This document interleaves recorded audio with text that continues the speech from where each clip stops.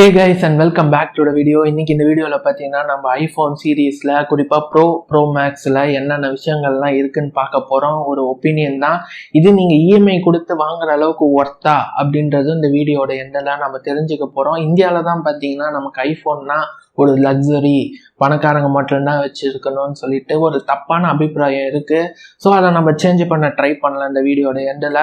So இப்போ வாங்க வீடியோக்குள்ளே போகலாம். ஐஃபோன் பார்த்தீங்கன்னா நமக்கு லான்ச் பண்ணியிருக்காங்க. அவங்களோட சீரியஸ் பார்த்தீங்கன்னா 14 ப்ளஸ், அது அப்புறம் பார்த்தீங்கன்னா ப்ரோ மேக்ஸ் லான்ச் பண்ணியிருக்காங்க. இப்போ ப்ரோ சீரீஸை வரலாம். இது பார்த்தீங்கன்னா இந்தியாவில் ஒரு பேஸ் மாடல் ப்ரோ வேரியன்ட் சொல்கிறேன். இதோட 128 GB பார்த்தீங்கன்னா நமக்கு 1,30,000 வந்திருக்கு. யூஎஸில் பார்த்தீங்கன்னா $999 இது லான்ச் ஆகிருந்தது. ஸோ அப்படி பார்க்கும்போது பார்த்தீங்கன்னா அதை கன்வெர்ட் பண்ணி இந்தியன் ரேட்டுக்கு பார்த்தோன்னா ஜஸ்ட்டு 80,000 அவைலபிளாக இருக்குது. ஸோ அந்த 80,000 பார்த்தீங்கன்னா நம்ம தாராளமாக கன்சிடர் பண்ணலாம். எக்ஸ்ட்ரா 50,000 இந்தியாவில் கொடுத்து வாங்குற அளவுக்கு கண்டிப்பாக ஒர்த்து கிடையாது. ஓவர் ப்ரைஸ்டு தான் இது. பட் இஎம்ஐ கொடுத்து வாங்குற அளவுக்கு ஒர்த்து கிடையாது. ஏன்னா நம்ம வீடியோ போக போக நீங்கள் தெரிஞ்சுக்கலாம். ஸோ இப்போ நம்ம டிஸ்பிளேலேருந்து வரலாம். டிஸ்பிளேல பார்த்தீங்கன்னா அவங்க புதுசாக கொண்டு வந்திருக்க ஃபீச்சர் த டைனாமிக் இஸ்லாண்டுன்றது அவங்க எதுக்கு பேர் வச்சாங்கன்னு தெரியல. ஸோ ரூமரில் வந்த பேர் மாதிரியே பில் ஷேப் கட் அவுட்டு அப்படின்னாலே நல்லா இருந்தது. ஸோ அதே மாதிரி ரூமரில் பார்த்தீங்கன்னா சின்னதாக இருந்தது. பட் இவங்க காமிச்ச வரைக்கும் பார்த்தீங்கன்னா ரொம்ப ரொம்ப பெருசாக இருக்குது. ஸோ எனக்கு கம்ப்ளீட்டாக டிசப்பாயின்மெண்ட்டு தான். இது ரொம்ப பெருசாக இருக்குது. டிஸ்பிளேக்கு மேலே இருக்க ஏரியாவும் பார்த்தீங்கன்னா யூட்டிலைஸே கிடையாது. Just bill shape cut out மட்டும் கொடுத்துருந்தாங்க. அதாவது பார்த்தீங்கன்னா இந்த டைனாமிக் இஸ்லாண்டு மட்டும் கொடுத்துருந்தாங்க, அது வேறு எதுவுமே பண்ணாது அப்படின்னு இருந்ததுன்னு பார்த்தீங்கன்னா கண்டிப்பாக பேர் கழுவி ஊற்றிருப்பாங்க. ஸோ இதை அவங்க யூஐ டீம் பயங்கரமாக யூட்டிலைஸ் பண்ணிட்டாங்க. ஜஸ்ட்டு ஒரு கட் அவுட்டாக மட்டும் அது இல்லாமல் நமக்கு அதை இன்ட்ராக்ட் பண்ணுறதுக்கும் ஆப்ஷன் கொடுத்துருக்காங்க. கால் வந்துன்னா அந்த பில் அனிமேஷன் டிஸ்பிளேயில் பார்த்தீங்கன்னா எக்ஸ்பேண்ட் ஆகிறதும், கனெக்டிவிட்டி வைஸ், ஸோ சார்ஜிங் ஆகிற அனிமேஷன்ஸ் அதெல்லாம் காட்டுறது ரொம்பவே நல்லா இருந்தது. ஸோ ஸ்மார்ட்டாக யூஸ் பண்ணியிருக்காங்க, அந்த விஷயத்தில் பாராட்டலாம். அதே சமயம் பார்த்தீங்கன்னா இது புது டெக்னாலஜி LTPO டிஸ்பிளே வருது. பார்த்தீங்கன்னா 1 to 120 Hz வரைக்கும் வருது. அதனால் பார்த்தீங்கன்னா ஆப்பிள் ஆல்வேஸ் ஆன் டிஸ்பிளே ஒரு வழியாக ஆப்பிளுக்கு கொண்டு வந்திருக்காங்க. இது பார்த்தீங்கன்னா நிறைய பேர் ஓஹோன்னு சொல்கிறாங்க. ஏன்னா ஆப்பிள் ஸ்டைலில் கொண்டு வந்துட்டாங்களாம். ஆண்ட்ராய்டில் ரொம்ப நல்லா இருக்குது, என்னால் ஏற்றுக்கவே முடியல. இவனுங்க கிரெடிட்டு தூக்கி ஆப்பிள் கொடுத்துட்றாங்க. ஸோ கண்டிப்பாக என்னால் அது ஏற்றுக்கவே முடியாது. ரொம்ப நல்லா இருக்கிறது ஃபீச்சரு ஆப்பிளுக்கு வந்தது ஓகே. பட் ஆண்ட்ராய்டில் அது ரொம்ப நல்லா இருக்குது, நல்லாவும் இருக்குது. டிஸ்பிளே 6.1 இன்ச் ப்ரோலையும் 6.7 இன்ச் பார்த்தீங்கன்னா ப்ரோ மேக்ஸ் இவங்க நமக்கு கிடைக்குது. ஸோ அதே அந்த கட் அவுட்டில் பார்த்தீங்கன்னா புது ஃப்ரண்ட் ஃபேஸிங் கேமரா கொடுத்துருக்காங்க. ஃப்ரண்ட் ஃபேஸிங்கில் பார்த்தீங்கன்னா ஆட்டோ ஃபோக்கஸ் வந்திருக்கு, ஃபாஸ்டரான அப்பேச்சர் இருக்குது. இது ஆப்பிளில் திருப்பியும் புதுசு தான், ஆண்ட்ராய்டில் ரொம்ப நல்லா இருக்குது. பட் ஆப்பிளோட கேமராஸ் அதுக்கப்புறம் அது ப்ராசஸ் பண்ணுறது நல்லா இருக்கும். ஃபோட்டானிக் இன்ஜின்னு புதுசாக அவங்க கிளைம் பண்ணுறாங்க, அந்த ஏஐ பேஸ்டு அல்காரிதம் இது பண்ணுறது. ஸோ லோ லைட்டில் சாஃப்ட்வேர் வைஸே பார்த்தீங்கன்னா இன்னும் கொஞ்சம் இம்ப்ரூவ்மெண்ட்ஸ் இருக்குன்னு சொல்லியிருக்காங்க. ஸோ ஆப்பிளில் கேமரா ஆல்ரெடி நல்லாவே இருக்கும். ஸோ இன்னும் இந்த மாதிரி ஆப்ஷன்ஸ் இருக்கிறதுனால இன்னுமுமே பெட்டராகும்னு நான் எதிர்பார்க்குறேன். ஸோ அப்படியே பேக்குக்கு வந்தோன்னு பார்த்தீங்கன்னா இங்கேயுமே புது டெக்னாலஜின்னு சொல்லிட்டு ஆப்பிளில் ஃபஸ்ட் டைமாக வருது. ஆனால் ஆண்ட்ராய்டில் ரொம்ப நாளாக இருக்குது. எக்ஸாம்பிள் பார்த்தீங்கன்னா வீடியோ எடுக்கும்போது சூப்பர் ஸ்டெடி மோடுன்னு சொல்கிறாங்க. இது ஆண்ட்ராய்டில் ரொம்ப நாளாக இருக்குது. அதே சமயம் பார்த்தீங்கன்னா 48 மெகா பிக்சல் கண்டிப்பாக இது இம்ப்ரெசிவ் தான், இல்லைன்னு சொல்லலை. ஆண்ட்ராய்டில் ரொம்ப நல்லா இருக்குது இது. ப்ளஸ் இந்த 48 மெகா பிக்சல் பார்த்தீங்கன்னா பிக்சல் பின்னிங் டெக்னாலஜி. லோ லைட்டில் பார்த்தீங்கன்னா எல்லா பிக்சலும் ஒன்றா சேர்த்து 12 மெகா பிக்சலுக்காக மாறிடும். ஸோ நமக்கு லார்ஜர் சென்சார் சைஸ் கிடைக்கும் போது பார்த்தீங்கன்னா லைட்டை நாய்ஸ் இல்லாமல் எடுக்கும். பெட்டர் கான்ட்ராஸ்ட், கலர் ரீப்ரொடக்ஷன் நல்லா இருக்கும். ஸோ இது அவங்க சொல்லியிருக்காங்க. கண்டிப்பாக இது பேப்பரோட ரியல் டைம்லையும் ரிஃப்ளெக்ட் ஆகும். எப்படி இருக்குன்னு பார்க்கறதுக்கு எனக்கு ரொம்பவே இன்ட்ரெஸ்டடாக இருக்குது. ஸோ 3 கேமராலையும் பார்த்தீங்கன்னா லோ லைட் இம்ப்ரூவ்மெண்ட் டிராஸ்டிக்காக இருக்குன்னு சொல்லியிருக்காங்க. அதாவது பார்த்தீங்கன்னா ஒரு ப்ரீவியஸ் ஜென்ரேஷனோட கம்பேர் பண்ணும்போது ஓரளவுக்கு நல்ல டீசென்ட் பர்சன்டேஜ் லோ லைட்டில் இம்ப்ரூவ்மெண்ட்ஸ் இருக்குன்னு சொல்லியிருக்காங்க. அதுவுமே ரொம்ப வெல்கமான ஒரு மூவ் தான். ஃப்ளாஷ், ஸோ ஆப்பிள் ஐஃபோன் பின்னாடி இருக்க ஃப்ளாஷ் பார்த்தீங்கன்னா இந்த தடவை சேஞ்சஸ் ஆகிருக்கு. ஸோ இது பார்த்தீங்கன்னா ஆண்ட்ராய்ட்லேயும் வந்ததுன்னா நல்லா இருக்கும்னு நான் நினைக்கிறேன். ஸோ இது பார்த்தீங்கன்னா நமக்கு டிஸ்டன்ஸுக்கு ஏற்ற மாதிரி ஒரு சில லைட்லாம் ஆன் ஆகி ஸோ ஃபோக்கல் லென்த் இன்க்ரீஸ் ஆகணும், எந்த அளவுக்கு வைட்டில் வேணும்னு சொல்லிட்டு ஃப்ளாஷு கண்ட்ரோல் ஆட்டோமேட்டிக்காக ஆகும். அது நல்லா இருந்தது. ஸோ அடுத்த சேஞ்சஸ் ஐஃபோன் ப்ரோ மேக்ஸில் என்னன்னு பார்த்தீங்கன்னா A16 பயானிக். இது பார்த்தீங்கன்னா பழைய ஜென்ரேஷனும் முந்தின ஜென்ரேஷன் பார்த்தீங்கன்னா ஒரு 40 to 50% இம்ப்ரூவ்மெண்ட்ஸ் இருக்குது. பட் ப்ரீவியஸ் ஜென்ரேஷனோட கம்பேர் பண்ணி பார்த்தீங்கன்னா ஜஸ்ட் 20% தான். எனக்கு அதுவுமே பார்த்தீங்கன்னா சாட்டிஸ்ஃபேக்ஷனாக இல்லை. ஃபஸ்ட்டு பார்த்தீங்கன்னா இந்த டைனமிக் இஸ்லாம் இன்னும் பார்த்தீங்கன்னா எனக்கு சாட்டிஸ்ஃபேக்ஷனாக இல்லை.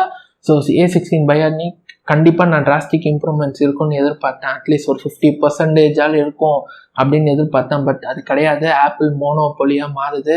ஸ்னாப் ட்ராகன் தயவு செஞ்சு எதாவது பண்ணுங்கடா, ரொம்ப நாளாக கலாச்சிட்டு இருக்கானுங்க. ஆண்ட்ராய்டில் பார்த்தீங்கன்னா காம்படிஷன் ரொம்ப நாளாக பின்னாடி தள்ளி தான் இருக்காங்க, முன்னாடி வரவே இல்லைன்னு சொல்லிட்டு. இதை யாராவது ஃபிக்ஸ் பண்ணாதான் ஆப்பிள் மோனோபொலியாக மாறுறதை நம்மளால தடுக்க முடியும். இந்த ப்ராசஸர் 4 nm பில்ட் பண்ணனாலன்னு பார்த்தீங்கன்னா பவர் எஃபிஷியன்சி, அது அப்புறம் ஹீட் மேனேஜ்மெண்ட் கம்மியாக இருக்குன்னு நான் எதிர்பார்க்குறேன். ஸோ பேட்டரி லைஃப் படி பார்த்தீங்கன்னா 1 hour அடிஷ்னலாக வரும்னு சொல்லியிருக்காங்க. 13 பார்த்தீங்கன்னா ஐஃபோன்ஸில் நல்லா பேட்டரி பேக்கப் வருது. ஸோ இதுவும் கண்டினியூ ஆகும்னு நான் எதிர்பார்க்குறேன். அடுத்து வேறு என்ன புது ஃபீச்சர்னு பார்த்தீங்கன்னா, ஸோ ஹார்ட்வேர் வைஸ் பார்த்தீங்கன்னா ப்ளூடூத் 5.3 கொடுத்துருக்காங்க. வைஃபை 6 ப்ரீவியஸ் ஜென்ரேஷன்லாம் அவைலபிளாக இருக்குதுன்னு நினைக்கிறேன். அடுத்து இந்த 2 ஃபீச்சர்ஸ் கண்டிப்பாக யூஸ்ஃபுல்லாக இருக்கும். அண்ட் சேட்டலைட் மூலயமா SOS உங்களால் சென்ட் பண்ண முடியும். இது பார்த்தீங்கன்னா அமெரிக்கா, அதுக்கப்புறம் கனடாவில் மட்டும்தான் அவைலபிளாக இருக்குது. 2 வருஷத்துக்கு தான் ஃப்ரீ தராங்க. அதுக்கப்புறம் சப்ஸ்கிரிப்ஷன் பேஸில் நமக்கு சார்ஜ் பண்ண ஆரம்பிப்பாங்க. பட் இந்த ஃபீச்சர் வருமானு எனக்கு தெரியல. பட் அந்த கிராஷ் டிடெக்ஷன் கார் மூலியமாக பார்த்தீங்கன்னா ஆக்சிடென்ட்ஸ்லாம் நடக்கும் பார்த்தீங்களா. ஸோ பைக் இதெல்லாம் அதை டிடெக்ட் பண்ணி ஆட்டோமேட்டிக்காக எமர்ஜென்சி சர்வீஸுக்கு அதுவே நோட்டிஃபிகேஷன் 10 செகண்ட்ஸில் அனுப்பிடும். நீங்கள் இன்கேஸ் ஆக்சிடென்ட் ஆகி ரெஸ்பான்ஸ் பண்ணலன்னா அது இந்தியாவுக்கு வந்துன்னா ரொம்ப ரொம்ப ஹெல்ப்ஃபுல்லாக இருக்கும் வரும். பட் எந்தளவு எஃபெக்டிவாக இருக்கும்னு தெரியல. அமெரிக்கா, கனடா, பிரிட்டன் அது மாதிரி இடத்துல இது எந்தளவு எஃபெக்டிவாக இருக்குமோ அதே மாதிரி இந்தியாவுக்கும் வந்துன்னா ஏகப்பட்ட உயிரிழப்புகளை இது மூலிமா தவிர்க்க முடியும். இந்த ஃபீச்சர் எனக்கு ரொம்பவே பிடிச்சிருந்தது. ஸோ இதெல்லாம் வச்சு பார்க்கும்போது பார்த்தீங்கன்னா ஐஃபோனில் ப்ரோ வேரியண்ட்டாக இருந்தாலும் ஒரு சில சேஞ்சஸ் தான் இருக்குது. எக்ஸாம்பிள் அந்த டிஸ்பிளே லைட்டாக பட்டி திங்கிரிங் பார்த்துருக்காங்க. கேமராவும் பார்த்தீங்கன்னா கொஞ்சம் கண்டிப்பாக இம்ப்ரூவ்மெண்ட்ஸ் இருக்குது. ஃப்ரண்ட் ஃபேஸிங் கேமராலையும் பார்த்தீங்கன்னா நமக்கு இம்ப்ரூவ்மெண்ட்ஸ் கொடுத்துருக்காங்க. ஆட்டோ ஃபோக்கஸிங் வந்திருக்கு. ஃபாஸ்டரான அப்பச்சர் யூஸ் பண்ணுறாங்க. ஸோ ஆப்பிளில் இது புதுசு. பட் ஆண்ட்ராய்டில் ரொம்ப நல்லா இருக்குது. ஆப்பிளில் ஒரு வழியாக ஃப்ரண்ட் ஃபேஸிங் கேமராவும் இம்ப்ரூவ்மெண்ட் இருக்குது. ஸோ நான் பார்த்தீங்கன்னா லான்ச் ஈவெண்ட் முன்னாடி வரைக்கும் பார்த்தீங்கன்னா இது EMIயில் ப்ரோ சீரீஸ் எடுக்கலான்னு தான் இருந்தேன். ஸோ என்னை இவங்க கண்டிப்பாக சாட்டிஸ்ஃபை பண்ணிட்டாங்கன்னா நான் EMI போட்டு எடுக்கலான்னு இருந்தேன்.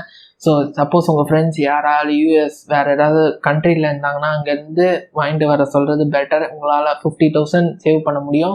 சப்போஸ் என்கிட்ட காசு நிறையா இருக்குது, நான் கவர்மெண்ட்டு கான்ட்ரிபியூட் பண்ணணும்னு நினைக்கிறேன் அப்படின்னு நீங்கள் நினச்சிங்கன்னா தாராளமாக பண்ணலாம். பட் எனக்கு அந்த 50,000க்கு ஐஃபோன் அந்த அளவுக்கு இம்ப்ரெசிவாக இல்லை. ப்ளஸ் அந்த 80,000 அந்த EMI கொடுத்து வெளிநாட்டிலேருந்து நம்ம ஊருக்கு எடுத்துன்னு வர சொல்கிற அளவுக்கும் எனக்கு சாட்டிஸ்ஃபைங்காக இல்லை. அதுக்கான காரணம் மேஜராக எந்த விதமான சேஞ்சஸும் எனக்கு சாட்டிஸ்ஃபைங்காக இல்லை. அந்த டிஸ்பிளேவை அட்லீஸ்ட் கம்மி பண்ணி வச்சுட்டு அந்த ஃபேஸ் ஸ்கேனரை ரிமூவ் பண்ணி இன்னும் கொஞ்சம் சின்னது பண்ணிவிட்டு இன்டிஸ்பிளே ஃபிங்கர் பிரிண்ட் கொடுத்து டைப் சி கொடுத்துருந்தாங்க, மேபி என்னோட கன்சல்டேஷனுக்கு வந்திருக்கும். சொன்ன மாதிரியே பார்த்தீங்கன்னா யூஎஸில் 80,000 தான் ப்ரோ வேரியண்ட்டே. பார்த்தீங்கன்னா இந்தியாவில் டேக்ஸ் போடுறதுனால பார்த்தீங்கன்னா 1,30,000 இது அவைலபிளாக இருக்குது. இதை வச்சுக்கிட்டு இது ஒரு லக்ஸரியான ஃபோன் பணக்காரங்க மட்டும்தான் வாங்க முடியும்னு சொல்கிறது சரியாக இருக்காது. ஏன்னா அந்த ஊர்லலாம் பார்த்தீங்கன்னா ஸோ வேல்யூ ஃபார் மணி தான், அவங்களுக்கு அது வேல்யூ ஃபார் மணி. ஸோ மற்ற பிராண்ட்ஸ் எல்லாம் பார்த்தீங்கன்னா நம்ம ஊருக்கு வரும்போது ஓரளவுக்கு ரேட்டை கம்மி பண்ணுவாங்க. இது வரைக்கும் ஆப்பிள் இந்தியாவில் கன்சர்னே வைக்கல, இவங்க ஆப்பிள் டிவைஸ்லாம் வாங்குவாங்க அப்படின்னு கன்சர்னே பண்ணலை. பட் இன்னும் 2 மாதத்தில் பார்த்தீங்கன்னா சென்னையில் நமக்கு பார்த்தீங்கன்னா ப்ரொடக்ஷன் ஸ்டார்ட் ஆகும்னு சொல்கிறாங்க. ஒன்றும் அதுக்கு 50,000 மைனஸ் ஆகுமானா கண்டிப்பாக கிடையாது. ஒரு 3,000லேருந்து மேக்ஸிமம் 10,000 வரைக்கும் கம்மி ஆகலாம். ஸோ அது ஒன்றும் மேஜரான ஒரு டிஃப்ரென்ஸை கொண்டு வர போகிறது இல்லை. ஸ்டில் 40K அல்ல அதுக்கும் மேலே எவ்வளோன்னு தெரியல. ஸோ இது காஸ்ட்லியாக தான் இருக்க போது. ஓவர் ப்ரைஸ் இந்தியாவை பொறுத்த வரைக்கும் பார்த்தீங்கன்னா ஓவர் ப்ரைஸ் தான ஒரு ஃபோன் தான். ஸோ இந்த ரேட்டுக்கு கண்டிப்பாக நீங்கள் 13லாம் வச்சுருந்தீங்கன்னா அப்கிரேட் பண்ணணும்னு நினைக்க வேணாம். ஸோ 12மே எனக்கு தெரிஞ்சு வேணாம். ஃபஸ்ட் டைமாக வாங்க போனீங்கன்னா கொஞ்சம் வெயிட் பண்ணுங்கள், எவ்வளோ ரேட் கம்மியாகுதுன்னு பார்ப்போம். இல்லாட்டி நீங்கள் இம்போர்ட் பண்ணி வாங்குறது பெஸ்ட்டாக இருக்கும். இல்லைன்னா iPhone 15 கண்டிப்பாக இந்தியாவில் தான் மேனுஃபேக்சர் ஆகும் அப்படின்னு நிறைய ஆர்டிகிள் பார்க்க முடிஞ்சுது. ஸோ டைப் சி வர்றதுக்கான சான்சஸும் நிறையா இருக்குது. ஸோ அது உங்களுக்கு கண்டிப்பாக ஹெல்ப்ஃபுல்லாக இருக்கும். ஸோ இந்த வீடியோ கண்டிப்பாக உங்களுக்கு ஹெல்ப்ஃபுல்லாக இருக்கும்னு நினைக்கிறேன். நீங்கள் என்ன நினைக்கிறீங்க? யாராவது 1,30,000 கொடுத்து இஎம்ஐயில் போட்டு வாங்குற அளவுக்கு உங்களை அது இம்ப்ரெஸ் பண்ணுச்சா? என்ன கண்டிப்பாக அது இம்ப்ரெஸ் பண்ணல. நானும் உங்களுக்கு சஜஸ்ட் பண்ணலை. ஸோ உங்களுக்கு இருந்தாலும் பார்த்தீங்கன்னா எனக்கு ஐஃபோன் ரொம்ப பிடிக்கும், இல்லை நான் ஸ்டேட்டஸாக வச்சு யூஸ் பண்ணுவேன் அப்படின்னு உங்களுக்கு என்ன தோணுதோ கீழே கமெண்ட் பண்ணுங்கள். ஸோ நானும் தெரிஞ்சுக்கிறேன் எந்த அளவுக்கு ஐஃபோன் வாங்குகிற யூசர்ஸ் இந்தியாவில் இன்க்ரீஸ் ஆகிட்டு இருக்காங்கன்னு சொல்லி பார்ப்போம். ஸோ இதே மாதிரி இன்னொரு வீடியோவில் வந்து உங்களை பார்க்குறேன். பாய்.